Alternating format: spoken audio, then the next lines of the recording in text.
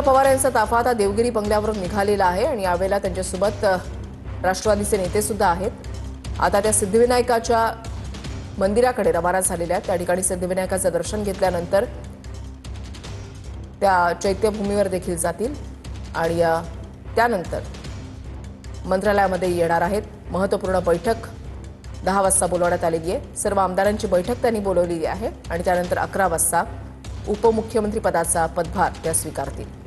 देवगिरी बंगल्यावरून सध्या सुनेत्रा पवार यांचा ताफा हा आता रवाना झालेला आहे। सिद्धिविनायक मंदिराकडे ते आता जात आहेत। राज्याच्या पहिल्या महिला उपमुख्यमंत्री म्हणून सुनेत्रा पवार आज पदभार स्वीकारतील। अनेक आशा अपेक्षा सुनेत्रा पवार यांच्याकडून व्यक्त केल्या जात आहेत आणि त्यामध्ये जर आपण पाहिलं तर दोन्ही राष्ट्रवादीच्या विलीनीकरणाची चर्चा सुद्धा जोर धरू लागलेली आहे। अजित पवार यांना जाऊन 13 दिवस झालेले आहेत। 31 तारखेला सुनेत्रा पवार यांचा शपथविधी झाला। उपमुख्यमंत्री पदाची शपथ त्यांनी मुंबईमध्ये घेतलेली होती। छोटेखानी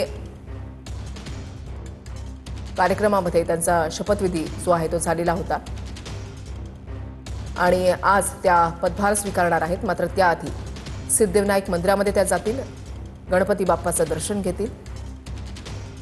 कोणत्याही शुभकार्याची सुरुवात आपल्याकडे देवदर्शनातून होते, गणपती बाप्पाच्या दर्शनानं होते आणि तशीच सुरुवात आज सुनेत्रा पवार देखील करतायत।